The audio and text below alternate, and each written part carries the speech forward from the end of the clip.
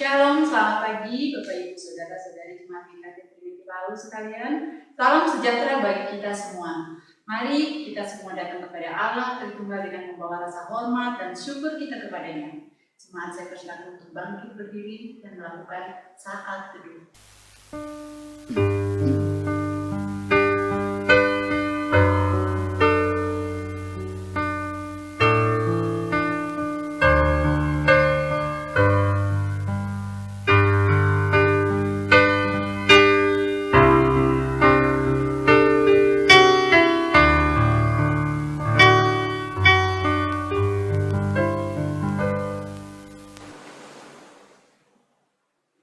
Ibadah kita hari ini dimulai dengan satu pengakuan bahwa pertolongan kita datangnya dari Allah yang menjadikan langit dan bumi beserta segala isinya, dan yang tidak pernah meninggalkan hasil perbuatan tangannya. Turunlah kiranya atas kita sekalian kasih karunia dan damai sejahtera dari Allah Bapa, Anak, dan Roh Kudus. Amin. Yesus adalah anak domba Allah yang mengorbankan dirinya bagi kita yang berdosa. Mari kita sebagai orang percaya senantiasa merajakan Yesus di dalam hidup kita. Bersama-sama kita akan memuji Tuhan dari PPR nomor 26, Rajakanlah Yesus. PPR nomor 26, Rajakanlah Yesus.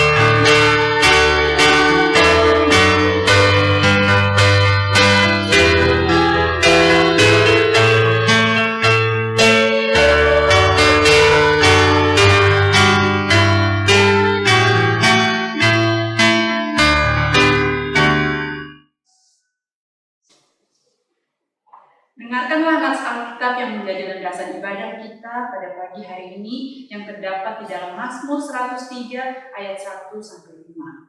Dari Daud, pujilah Tuhan hai jiwaku, pujilah namanya yang kudus hai segenap batinku. Pujilah Tuhan hai jiwaku, dan janganlah lupakan segala kebaikannya. Dia yang mengampuni segala kesalahanmu, yang menyembuhkan segala penyakitmu. Dia yang menebus hidupmu dari lubang kubur, yang memahkotai engkau dengan kasih setia dan rahmat.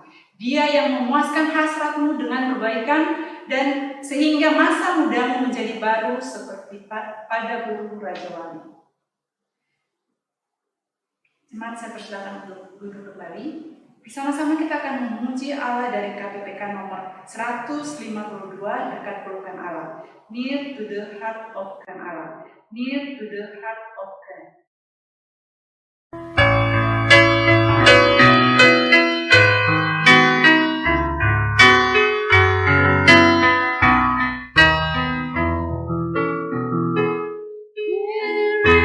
There is a place of God.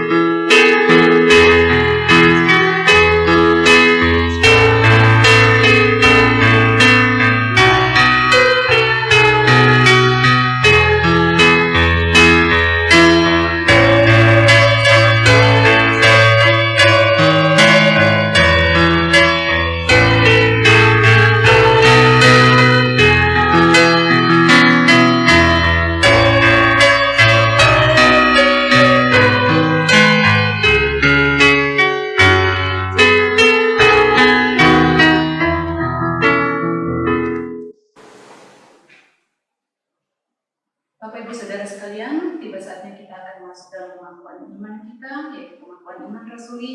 Mari jemaat sekalian, saya jemput untuk bangkit berdiri. Mari kita semua meningkatkan pengakuan iman kita kepada Allah Tritunggal seturut dengan pengakuan iman rasuli yang berbunyi demikian. Aku percaya kepada Allah, Bapa yang Maha Kuasa, Khalik langit dan bumi, dan kepada Yesus Kristus, Anaknya yang tunggal Tuhan kita, yang dikandung daripada Roh Kudus, lahir dari anak darah Maria, yang menderita sengsara di bawah pemerintahan Pontius Pilatus, disalibkan, mati dan dikuburkan, turun ke dalam kerajaan maut. Pada hari yang ketiga, bangkit pula dari antara orang mati, naik ke surga, duduk di sebelah kanan Allah, Bapa yang Maha Kuasa. Dan dari sana Ia akan datang untuk menghakimi orang yang hidup dan yang mati. Aku percaya kepada Roh Kudus, gereja yang kudus dan am, persekutuan orang kudus, pengampunan dosa, kebangkitan tubuh, dan hidup yang kekal. Amin. Doa syafaat akan dibawa oleh hambanya, Lause Freddy. Selamat pagi Bapak Ibu Saudara, pagi hari ini kita akan masuk dalam doa syafaat. Ada beberapa hal yang akan kita doakan, dan pagi hari ini saya mengajak kita satu dalam doa, kita berdoa. Kami datang kepadamu ya Allah, Allah yang berkuasa menciptakan langit dan bumi, beserta segala isinya. Engkau adalah Allah pemilik kehidupan kami. Kami sungguh bersyukur kepadamu ya Tuhan, buat segala kebaikan-Mu di dalam kehidupan kami. Hingga pada detik ini, kami masih boleh ada itu semua karena kasih-Mu di dalam kehidupan kami. Pagi hari ini ya Tuhan, di tengah-tengah ibadah kami bersyukur, ada kesempatan bagi kami untuk menaikkan doa syafaat kami kepadamu ya Tuhan. Nah, kami percaya Engkau adalah Allah yang tempat kami bersandar, tempat kami berlindung, dan tempat kami memohonkan segala permohonan kami. Pagi hari ini ya Tuhan, kami berdoa untuk gereja GKT Trinity. Kami bersyukur ya Tuhan, gereja ini boleh ada di tengah-tengah kota Palu, dan kami percaya ya Tuhan, gereja ini boleh berdiri, itu semua karena ada rencana Tuhan bagi kota ini. Terima kasih ya Tuhan, terima kasih. Kami berdoa ya Tuhan untuk gereja ini dalam segala hal yang menjadi pergumulan, kiranya Tuhan campur tangan, dan kiranya Tuhan memberkati. Berdoa untuk hamba Tuhan dan majelis, kiranya boleh bergandengan tangan, bekerja sama untuk memajukan pekerjaan Tuhan di tempat ini. Dan kiranya ya Tuhan, kami boleh melihat pekerjaan Tuhan di tempat ini semakin hari semakin maju, banyak jiwa dibawa untuk kemuliaan bagi nama Tuhan. Pagi hari ini juga ya Tuhan, kami berdoa untuk penyusunan visi misi gereja GKT Trinity. Kiranya Tuhan memberkati hamba Tuhan dan majelis yang ada. Kiranya visi misi ini boleh tersusun dengan baik dan semuanya itu boleh dilaksanakan untuk hormat kemuliaan bagi nama-Mu saja. Pagi hari ini juga ya Tuhan, kami berdoa untuk saudara-saudara kami yang pada minggu ini boleh berjumpa dengan hari kelahiran mereka. Kami bersyukur ya Tuhan untuk 1 tahun lagi yang Tuhan percayakan bagi kehidupan mereka. Kami berdoa untuk saudari Gladys. Terima kasih ya Tuhan, terima kasih untuk usia yang Tuhan tambahkan dalam kehidupannya. Kami berdoa ya Tuhan untuk saudari ini. Kiranya di masa mudanya, kiranya Tuhan memberkati kehidupannya. Dalam segala hal yang menjadi cita-citanya, kiranya Tuhan memberkati. Dan kami juga berdoa ya Tuhan, kiranya iman percayanya semakin hari di dalam Tuhan semakin teguh. Dan kami boleh melihat ya Tuhan, saudari ini boleh menjadi berkat bagi sesamanya, bagi dimanapun dia berada ya Tuhan. Terima kasih, kami juga berdoa pada pagi hari ini ya Tuhan, mengingat secara khusus untuk bangsa dan negara kami. Kami berdoa ya Tuhan untuk bangsa Indonesia dalam segala hal yang menjadi polemik permasalahan bangsa ini. Kami hanya membawa semuanya itu ke dalam tangan kasih-Mu ya Tuhan. Kiranya Tuhan memberkati bangsa ini, terlebih dalam situasi yang sulit ini ya Tuhan, dalam masa-masa pandemik virus corona. Kiranya Tuhan memberkati bangsa ini, kiranya Tuhan menolong bangsa ini. Kami berdoa untuk pemerintah yang ada, kami berdoa untuk presiden, wakil presiden, dan seluruh jajaran kabinet kerja yang ada. Kiranya Tuhan memberkati, menolong mereka ya Tuhan, dalam mereka mengerjakan setiap tugas dan tanggung jawab mereka. Dan kami boleh melihat ya Tuhan, pertolongan-Mu nyata bagi pemerintah bangsa kami. Ya Tuhan, inilah doa kami yang kami bawa kepadamu. Di dalam nama Tuhan Yesus Kristus, Tuhan dan Juru Selamat kami yang hidup, kami sudah berdoa. Amin. Saya kembalikan kepada liturgus. Jemaat sekalian, saya persilakan untuk duduk kembali. Saatnya kita akan merenungkan firman Tuhan bersama-sama pada pagi hari ini. Firman Tuhan kali ini akan dibawakan oleh hamba Tuhan Evangelis Michael Menyambut firman Tuhan pada pagi hari ini, kita akan memuji Tuhan dari KPPK nomor 234, "O Tuhan, pimpin jalanku." KPPK nomor 234, "O Tuhan, pimpin jalanku."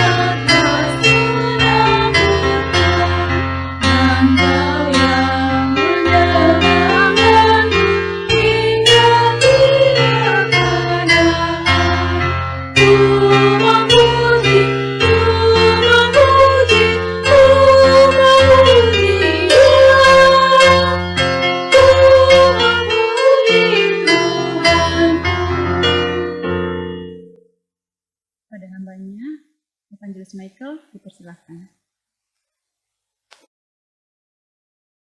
Selamat pagi, Ibu Bapak, Saudara-saudari Jemaat GKT Trinity.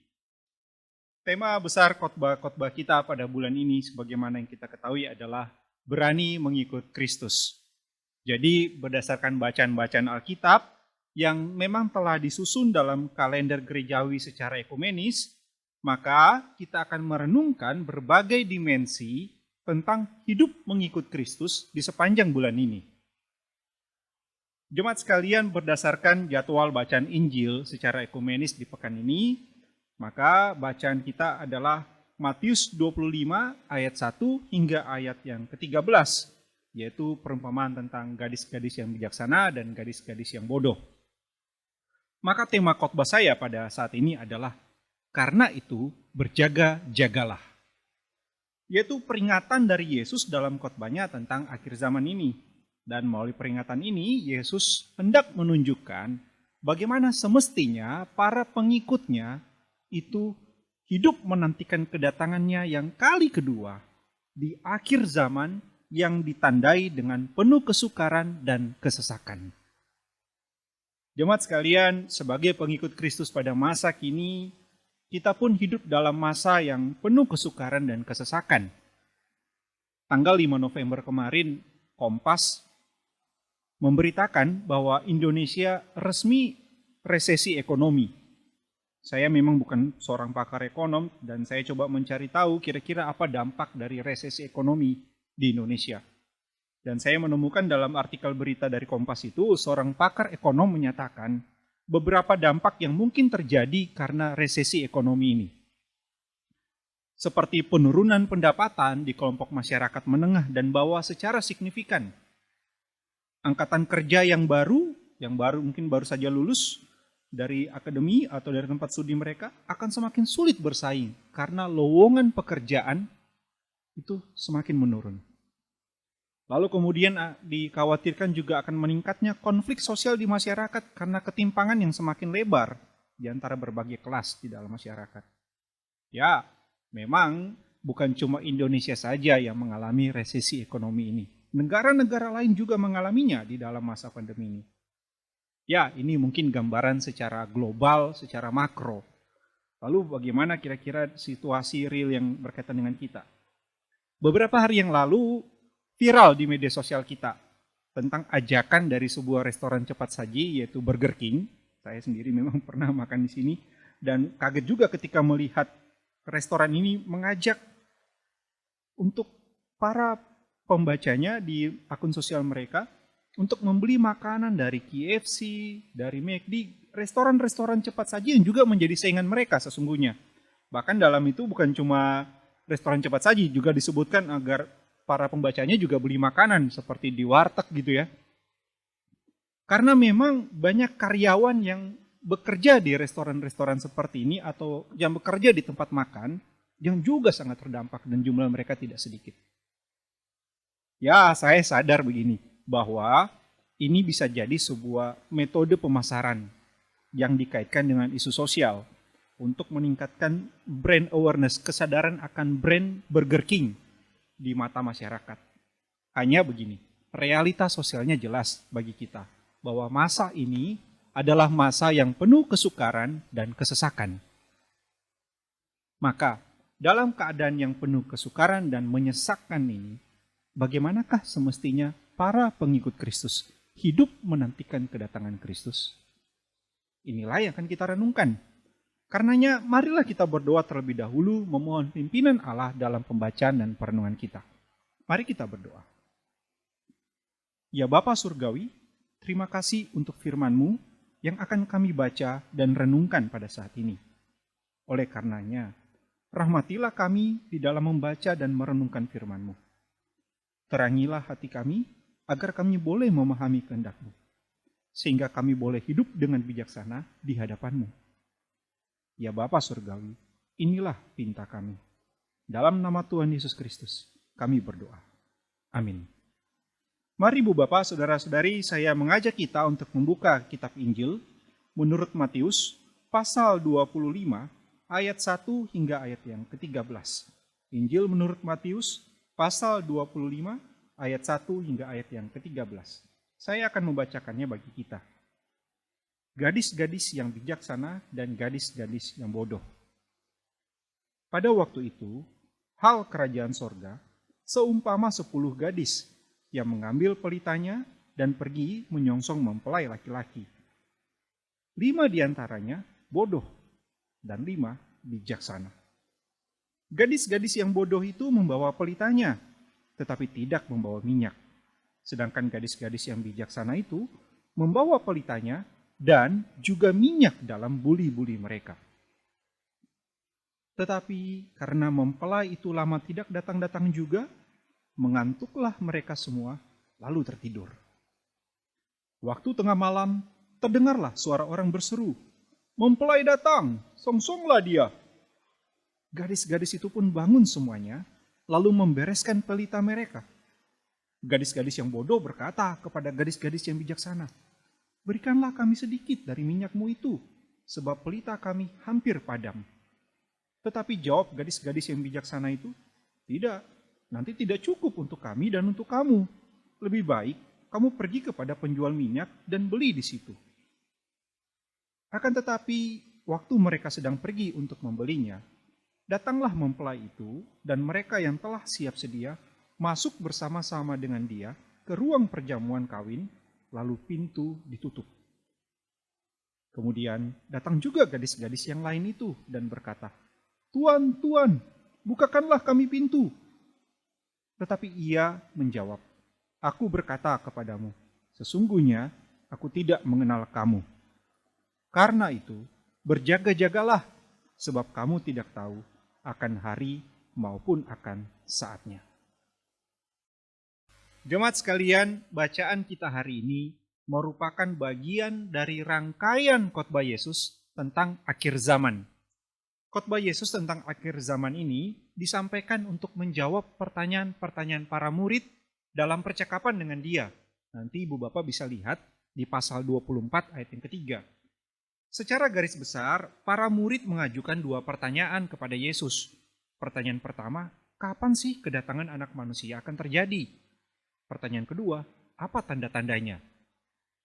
Yesus memang menjawab 2 pertanyaan para muridnya itu, tetapi Yesus pun melangkah lebih jauh dengan menjelaskan bagaimana semestinya para murid hidup dalam menantikan kedatangannya di akhir zaman.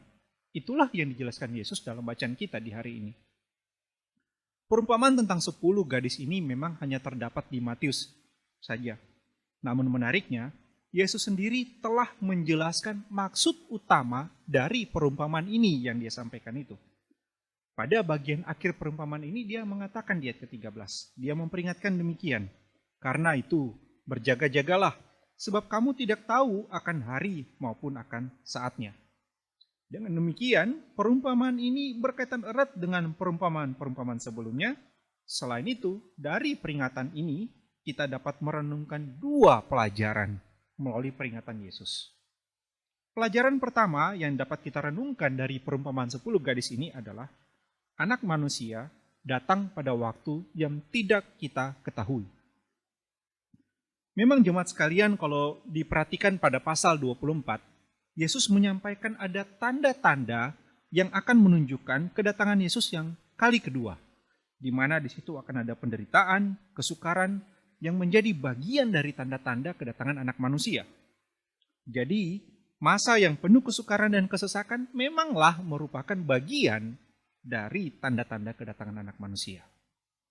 Tetapi pada Matius 24 ayat 36, ayat 42, ayat 44, ayat 50, Yesus menjelaskan bahwa Anak Manusia datang pada waktu yang tidak kita ketahui. Dengan demikian, Yesus sesungguhnya sudah menjawab 2 pertanyaan para muridnya. Nah, gagasan tentang Anak Manusia datang pada waktu yang tidak kita ketahui kembali disampaikan Yesus, diulang oleh Yesus dalam perumpamaan 10 gadis ini. Pada perumpamaan ini, Yesus menceritakan bahwa 10 gadis tersebut membawa pelita mereka untuk menyongsong kedatangan mempelai laki-laki.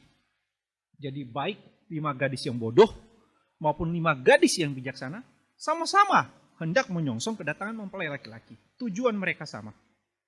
Namun ya ternyata mempelai laki-laki itu lama tidak datang-datang juga. Sehingga mengantuklah ke-10 gadis tersebut lalu tertidur. Bukti bahwa semua gadis tertidur saat menanti menggarisbawahi lamanya mereka menunggu. Orang yang menunggu sampai mengantuk dan tertidur itu berarti menunjukkan dia sudah menunggu sangat lama. Yesus memang tidak memberitahukan kepada pendengarnya berapa lama, tetapi yang pasti mereka menunggu kedatangan mempelai laki-laki untuk waktu yang lama. Cerita Yesus pun berlanjut. Waktu tengah malam terdengarlah suara orang yang menyerukan kedatangan si mempelai laki-laki. Apa yang terjadi? Lalu bangunlah semua gadis itu, baik yang bodoh maupun yang bijaksana, untuk menyongsong kedatangan mempelai laki-laki. Nah, catatan bahwa semua gadis tersebut baru bangun setelah mendengar seruan orang yang berseru, menggarisbawahi bahwa mereka tidak tahu waktu kedatangan si mempelai laki-laki. Mereka sama-sama tidak tahu, semuanya tidak tahu. Mereka sudah menunggu lama dan mereka tidak tahu kapan mempelai itu akan datang. Mereka baru bangun ketika mempelai itu datang di waktu tengah malam. Jadi ke-10 gadis tersebut menunggu dalam waktu yang lama dan tak tahu kapan kedatangan si mempelai. Namun faktanya mempelai laki-laki itu datang. Dengan demikian jelaslah bagi kita bahwa Anak Manusia datang pada waktu yang tidak kita ketahui. Ia pasti datang. Ya, itu pasti datang. Hanya waktunya tidak kita ketahui. Inilah yang diperingatkan Yesus di ayat 13. Memang kalau ibu bapak nanti baca di pasal 24, kedatangan Anak Manusia bisa saja terkesan cepat, seperti yang digambarkan dalam perumpamaan hamba yang setia dan hamba yang jahat di pasal 24. Karena kita tidak diberitahukan akan kepergian tuannya, sedangkan hamba yang jahat mengira tuannya tidak akan datang-datang. Atau bisa juga kedatangan Anak Manusia terkesan lambat, seperti yang digambarkan dalam perumpamaan 10 gadis ini, dan mungkin juga tersirat nanti dalam perumpamaan tentang 10 talenta. Perumpamaan tentang talenta. Namun yang jelas adalah, ia pasti datang dalam waktu yang tidak kita ketahui. Oleh karena Anak Manusia datang pada waktu yang tidak kita ketahui, maka bagian kita bukanlah mencari tahu kapan Anak Manusia itu akan datang. Yesus saja menyatakan bahwa waktu kedatangan yang kedua kali itu adalah bagiannya Bapa. Makanya kita tidak perlu merepotkan diri atau menyusahkan diri dengan mencari tahu kapan pastinya kedatangan Yesus yang kedua kali. Sebab itu adalah bagiannya Bapa. Lalu apa yang menjadi bagian kita? Nah, itu yang menjadi pelajaran kedua kita. Pelajaran kedua kita adalah hidup berjaga-jaga dengan bijaksana, bukan berjaga-jaga dengan kebodohan. Mari kita lihat peringatan Yesus di ayat 13. Karena itu berjaga-jagalah, sebab kamu tidak tahu akan hari maupun akan saatnya. Tapi berjaga-jaga seperti apa? Lihatlah dalam perumpamaan ini. Yesus menyebutkan tentang 5 gadis yang bodoh dan 5 gadis yang bijaksana. 5 gadis yang bodoh ini disebut Yesus bodoh bukan karena IQ mereka rendah. Dan 5 gadis disebut bijaksana oleh Yesus bukan karena IQ mereka tinggi. Ini bukan sama sekali bicara tentang IQ seseorang. Tetapi 5 gadis disebut bodoh dalam cerita Yesus ini karena mereka tidak berjaga-jaga dengan bijak dalam menantikan kedatangan mempelai laki-laki yang mereka sendiri tidak tahu kapan akan datang. Kapan waktunya akan datang mempelai laki-laki ini? Mereka tidak bijak menunggunya. Buktinya, mereka cuma bawa pelita, tapi tidak bawa minyak. Padahal mereka tidak tahu kapan akan datang mempelai laki-laki. Sedangkan 5 gadis yang disebut bijaksana, mereka disebut bijaksana karena mereka berjaga-jaga dengan bijaksana dalam menantikan kedatangan mempelai laki-laki yang tidak diketahui kapan waktunya. Buktinya, mereka bukan saja bawa pelita, mereka juga bawa persediaan minyak dalam buli-buli. Nah, maksud saya begini, dengan secara jelas menyebutkan 5 gadis bodoh dan 5 gadis bijaksana dalam perumpamaan ini, tentu saja Yesus menginginkan para muridnya untuk meneladani 5 gadis yang bijaksana itu. Bagaimana mereka perlu berjaga-jaga dengan bijaksana di akhir zaman ini dalam menantikan kedatangan Yesus. Tapi mengapa ya para pengikut Kristus perlu berjaga-jaga dengan bijaksana? Paling tidak ada 3 alasan yang bisa kita renungkan. Pertama, kenapa kita harus berjaga-jaga dengan bijaksana? Yaitu supaya kita siap sedia kapanpun anak manusia datang. Memang jemaat sekalian, pada awalnya tidak nampak perbedaan di antara gadis-gadis yang bijaksana dan gadis-gadis yang bodoh. Pada awalnya mereka sama-sama berangkat untuk menyongsong mempelai laki-laki. Lalu karena mereka menunggu lama, maka mereka semua, baik yang bodoh maupun yang bijaksana, sama-sama mengantuk dan sama-sama tertidur. Tetapi perbedaannya nampak pada waktu kedatangan mempelai laki-laki yang lama dan tak terduga itu. Ketika terdengar seruan untuk menyongsong mempelai laki-laki yang datang, maka 10 gadis tersebut bangun dan membereskan pelita mereka. Tetapi 5 gadis yang bodoh tersebut tidak siap untuk menyongsong karena pelita mereka hampir padam. Sedangkan 5 gadis yang bijaksana siap sedia karena mereka membawa persediaan minyak dalam buli-buli. Jadi sama-sama tertidur, tapi yang tidur tidak sama. Saya ulangi. Sama-sama tertidur, tapi yang tidur tidak sama. Karena yang 5 berjaga-jaga dengan bodoh, sehingga mereka tidak siap ketika mempelai datang. Sedangkan 5 lainnya berjaga-jaga dengan bijak, sehingga mereka siap ketika mempelai datang. Makanya pada ayat 10 nanti, 5 gadis yang bijaksana ini disebutkan sebagai mereka yang telah siap sedia untuk masuk bersama-sama dengan mempelai laki-laki dalam perjamuan kawin. Ibu, bapak, saudara-saudari, mungkin saja secara fenomena tidak nampak perbedaan antara pengikut Kristus yang sejati dengan yang bukan. Bukankah pengikut Kristus yang sejati juga butuh istirahat, bekerja, bisa sakit, bisa rugi? Tetapi yang membedakan pengikut Kristus yang sejati dengan yang bukan atau dengan manusia yang akan binasa adalah bagaimana mereka berjaga-jaga dengan bijak sehingga mereka siap sedia kapanpun anak manusia itu datang yang kedua kalinya. Maka penting sangat bagi kita untuk berjaga-jaga dengan bijaksana supaya kita siap sedia dalam menyambut kedatangan Yesus yang terjadi pada waktu yang tidak kita ketahui. Alasan kedua mengapa kita perlu berjaga-jaga dengan bijaksana adalah karena itu merupakan tanggung jawab masing-masing murid dalam menyongsong kedatangan kali kedua. Setelah menyadari bahwa pelita mereka hampir padam, Yesus menceritakan begini. bahwa 5 gadis bodoh tersebut meminta minyak kepada 5 gadis yang bijaksana. Tetapi 5 gadis yang bijaksana tidak memberikan minyak mereka kepada 5 gadis yang bodoh, karena nanti tidak cukup untuk mereka semua. Jadi ada semacam plot twist atau alur cerita yang mengejutkan dari Yesus.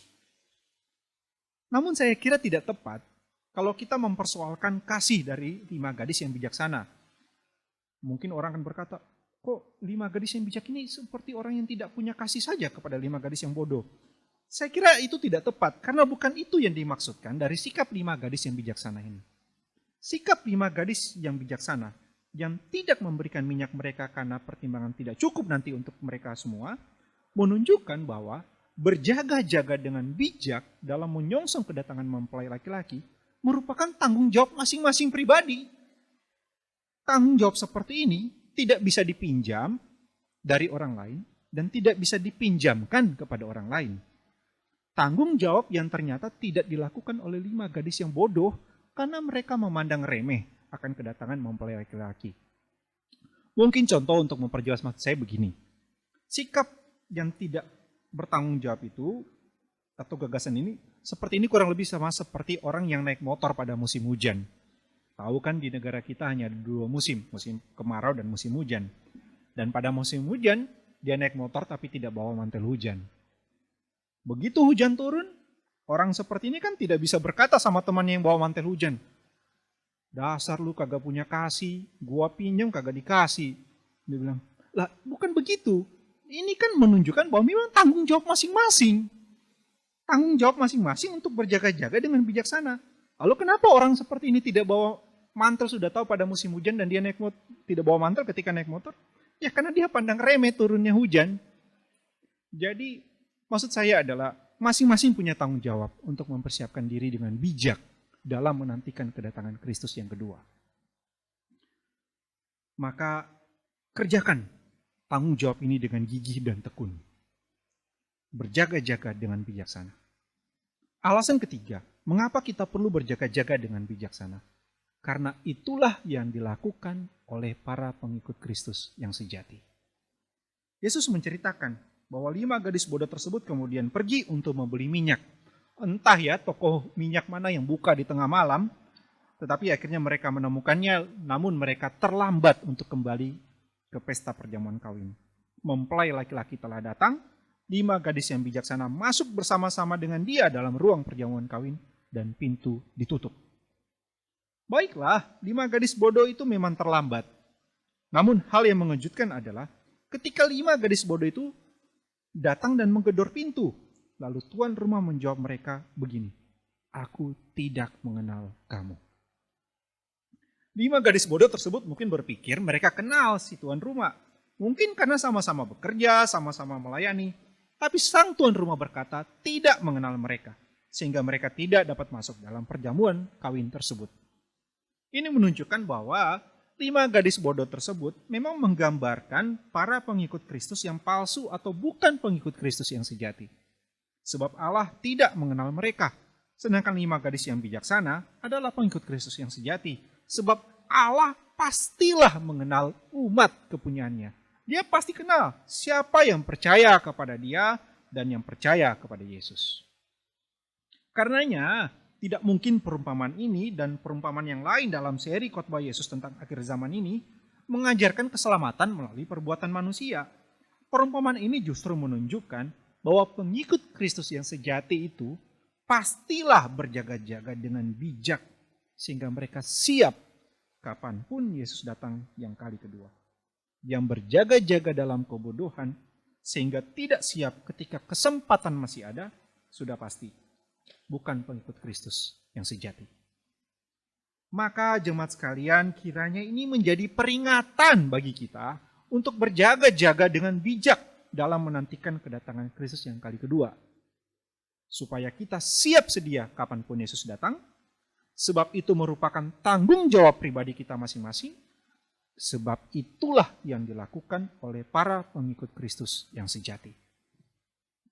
Tetapi seperti apa sih berjaga-jaga dengan bijaksana dalam menantikan kedatangan Yesus yang kedua kalinya? Itu tidak nampak di dalam perumpamaan ini. Padahal bukankah ini perlu kita pahami sehingga kita tidak berjaga-jaga dalam kebodohan. Memang dalam perumpamaan 10 gadis tidak dijelaskan oleh Yesus tentang seperti apa itu berjaga-jaga dengan bijaksana dan bukan berjaga-jaga dalam kebodohan. Tapi di Injil yang sama, di Injil Matius, di pasal 7 ayat 24 hingga yang ke-27, Yesus mengajarkan tentang orang yang bijak dan orang yang bodoh. Orang yang bodoh diajarkan Yesus adalah mereka yang mendengarkan perkataan Yesus tapi tidak melakukannya. Orang yang bijak, mereka mendengarkan perkataan Yesus dan melakukannya. Maka jelaslah bagi kita, saya kira, bahwa mereka yang berjaga-jaga dengan bijaksana, bukan berjaga-jaga dengan kebodohan, dalam menantikan kedatangan Yesus kali kedua, adalah para pengikut Kristus yang mendengarkan dan melakukan perkataan Yesus dalam kehidupan mereka. Atau dengan kata lain, mereka adalah orang-orang yang setia melakukan kehendak Bapa yang diajarkan Yesus. Pemahaman bahwa orang yang berjaga-jaga dengan bijaksana adalah orang yang hidup setia melakukan kehendak Bapa, itu memang bukan cuma nampak di dalam Matius pasal 7 tadi. Ini nampak juga dalam pola perumpamaan khotbah Yesus tentang akhir zaman.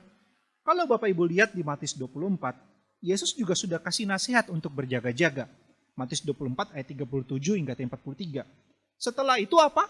Yesus melanjutkan khotbahnya dengan pengajaran untuk hidup setia melakukan tugas dari Bapa di ayat 45 ayat 51 di pasal 24. Jadi polanya jelas, hidup berjaga-jaga dinyatakan dengan hidup melakukan kehendak Bapa.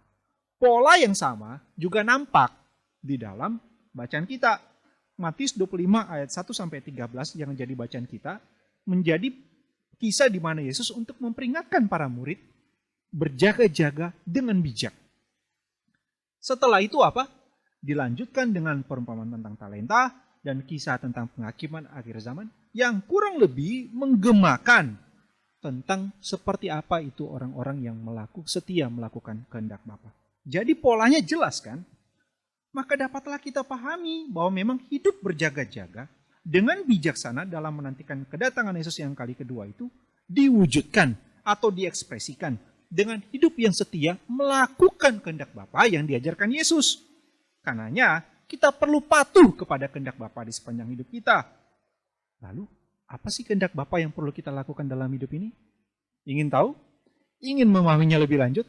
Nanti Ibu Bapak dengarkan khotbah pekan depan. Karena memang polanya seperti itu. Jadi perhatikan baik-baik ya. Tapi kira-kira kalau kasih sekilas begini. Saya mungkin langsung saja pada hukum kasih. Yesus mengatakan, cintailah Tuhan Allahmu dan cintailah sesamamu. Saya kira ini akan menjadi pedoman bagi kita di dalam memahami kehendak Bapa di sepanjang hidup kita. Jadi jemaat GKT Trinity sekalian, berjaga-jagalah. Karena kita tidak tahu kapan Kristus datang kali kedua. Berjaga-jagalah dengan bijaksana dalam masa yang penuh kesukaran dan kesesakan ini. Sehingga kita siap sedia kapanpun Kristus datang. Berjaga-jagalah dengan bijaksana dalam masa yang penuh kesukaran dan kesesakan ini. Karena itu merupakan tanggung jawab kita sebagai pengikut Kristus yang sejati. Berjaga-jagalah dengan bijaksana dalam masa yang penuh kesukaran dan kesesakan ini, yaitu dengan setia melakukan kehendak Bapa yang telah diajarkan Yesus kepada kita. Karena itu jemaat sekalian, berjaga-jagalah. Mari kita berdoa. Bapa Surgawi, kami bersyukur untuk firman-Mu yang boleh kami renungkan di saat ini. Kami bersyukur untuk peringatan yang diberikan kepada kami, agar kami hidup berjaga-jaga dalam menantikan kedatangan Kristus. Berjaga-jaga dengan setia, melakukan kehendak-Mu yang telah diajarkan Kristus kepada kami. Dan kami berjanji ingin melakukannya. Tuntunlah dan mampukanlah kami ya Bapa. Di dalam nama Tuhan Yesus Kristus, kami berdoa. Amin.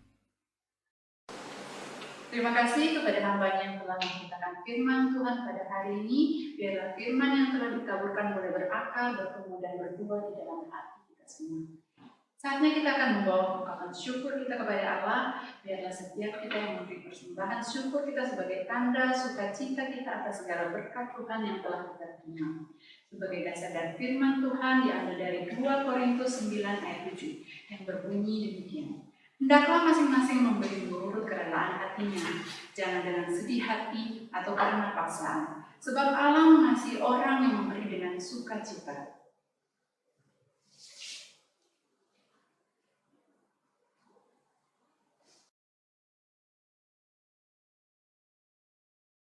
Mari kita bersama-sama menyanyikan KPPK nomor 223, Aku Tahu Tuhan Menguasai Hari Esok.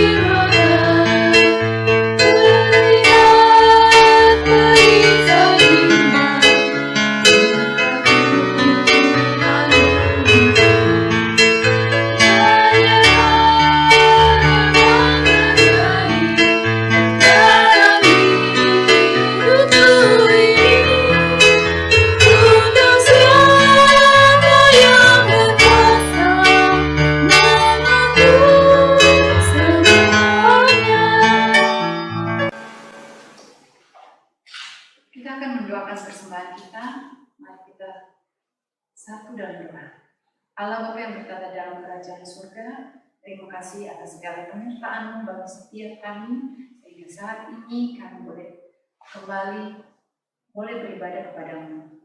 Ya Allah, apa yang boleh kami persembahkan pada hari ini, kiranya Engkau berkenan untuk menerimanya. Sebagai ungkapan syukur kami kepada-Mu yang telah memberi berkat-berkat bagi kami setiap harinya. Engkau memberikan hikmat bijaksana juga bagi majelis GKT Trinity untuk dapat mengelola apa yang ada saat ini untuk puji dan kemuliaan Tuhan semata. Ini doa kami, ungkapan syukur kami yang boleh kami bawakan dalam satu nama Tuhan kami Yesus Kristus. Kami berdoa dan bersyukur. Amin. Kita masuk dalam warta jemaat. PA jemaat akan dilaksanakan pada hari Kamis jam 8 malam via grup WA gereja. Komisi Remaja dan Pemuda akan dibagikan renungan setiap hari Sabtu via grup WA Remaja dan Pemuda. Jemaat dapat memberikan persembahan dengan cara mentransfer ke rekening gereja atau menghubungi hamba Tuhan atau majelis apabila ada persembahan yang ingin dijemput. Sekian warga jemaat, kita masuk dalam doksologi dan doa berkat. Jemaat sekalian, saya persilakan untuk bangkit berdiri.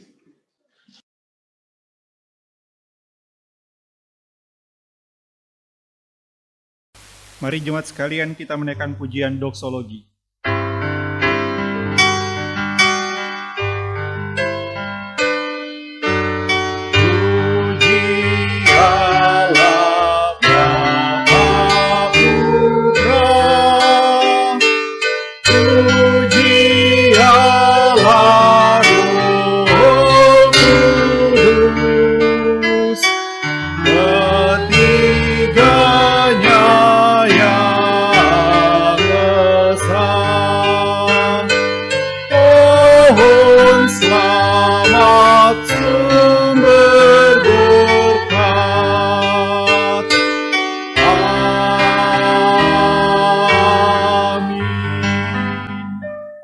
Mari kita mengarahkan hati kita kepada Allah dan marilah kita menerima berkat-Nya.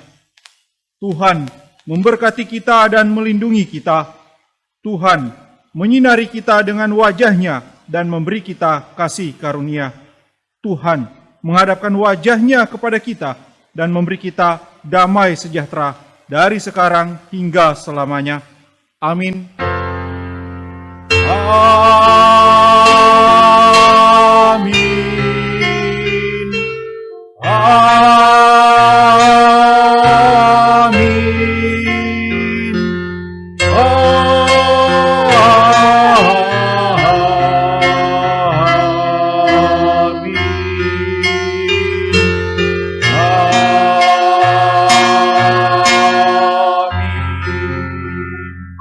Silakan duduk, silakan mengambil saat teduh. Selamat hari Minggu.